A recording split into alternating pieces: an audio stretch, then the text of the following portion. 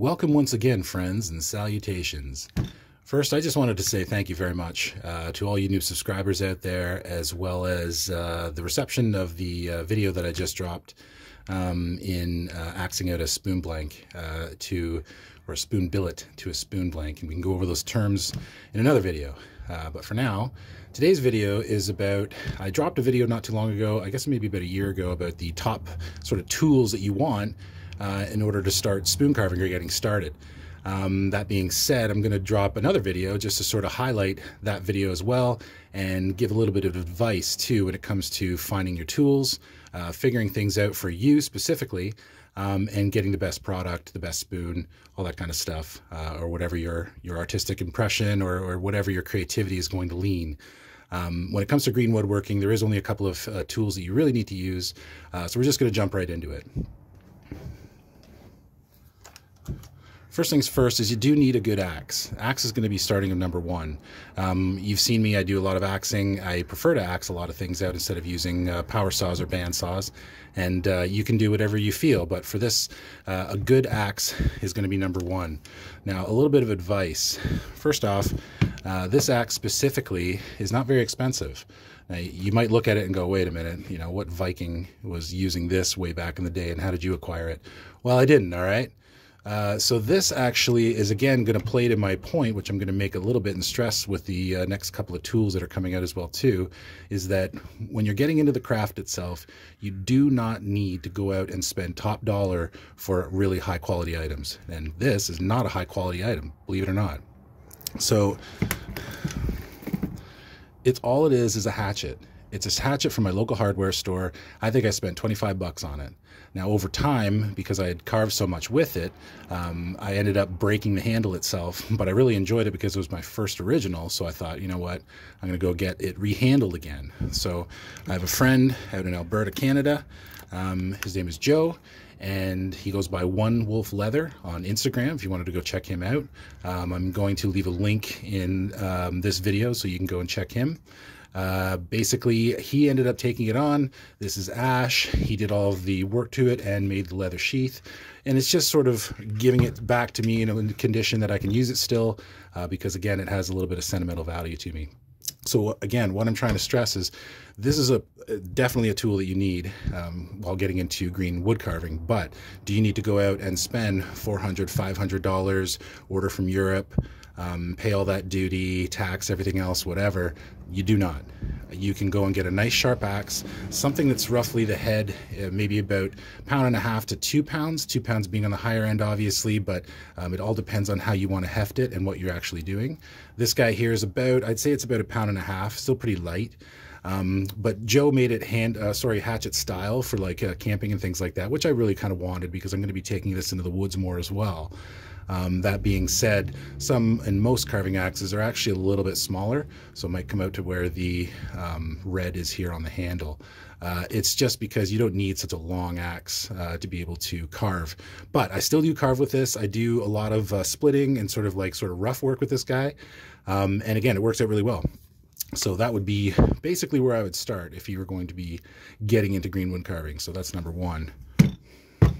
Number two. You definitely can't get too much further without having a decent saw. You don't have to, one more time, go and get the brand new saw or a brand new saw, something that's super expensive. You know, people that take the craft seriously typically have a couple folding saws with them just because it's durable and, well, you can take it into the woods to go and forage for wood, which is a big process of what we do. You know, a lot of people, even today, I actually have to go and get some myself.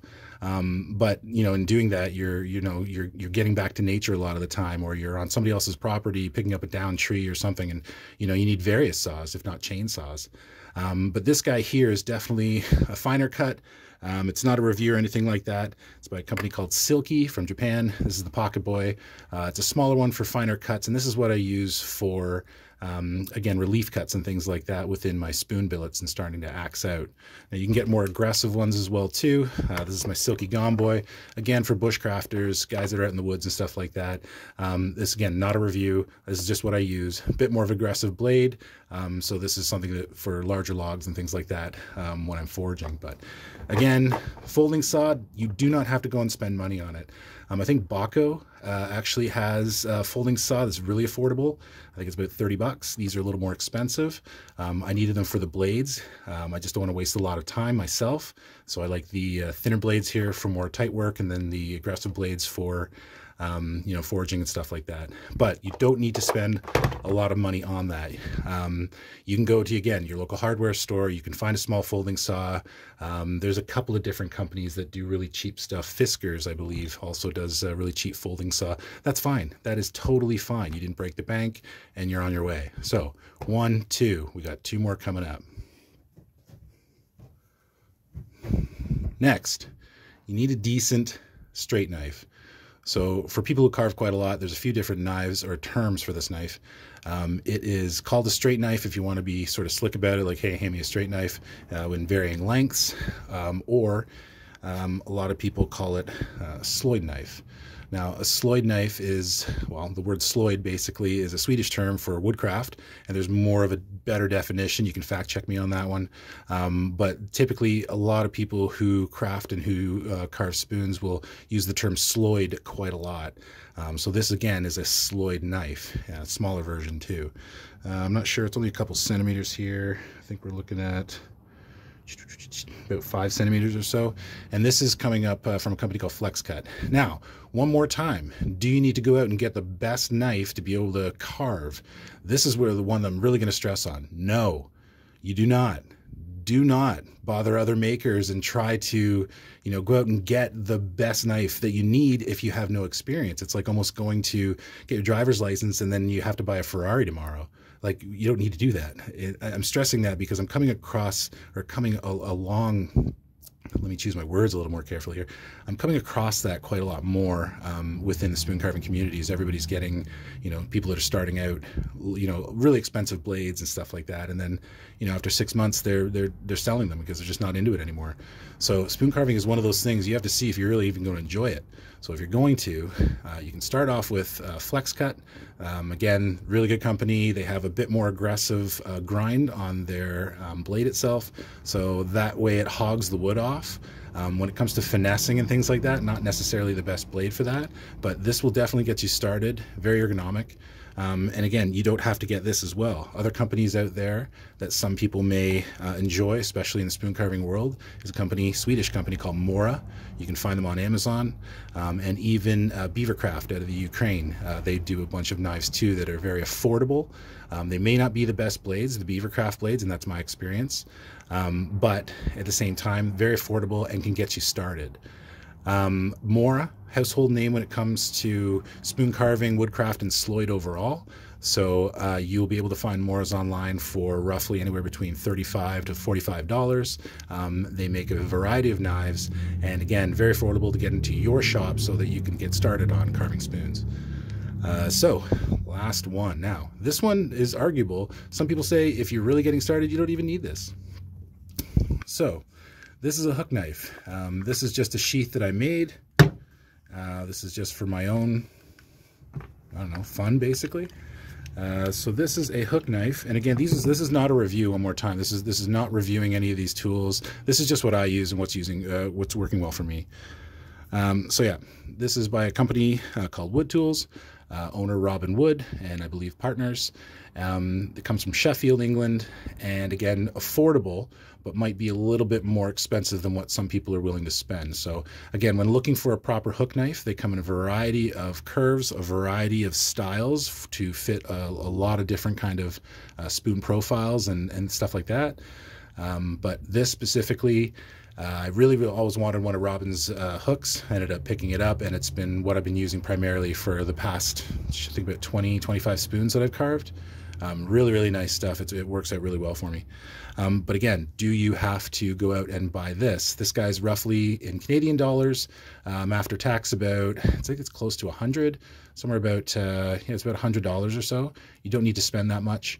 Again, what you can do obviously Amazon. Go online to other venues as well too, and you can find things like Mora has a hook knife for much cheaper. I think it's about $45. Beavercraft has a starting knife if you'd like to get into it that way as well too. And all of those are going to have at least a decent enough edge when you first buy it that you'll be able to get the feel of what it's like to actually carve. And if you enjoy it, and if you like the feel, then you may want to maintain it, meaning that you might want to sharpen and just get going that way. So again, this is the fourth tool. This is what you're going to need for spoon carving. It's an incredible journey once you start to get on it and you really start to enjoy it, but it does take time and a lot of practice.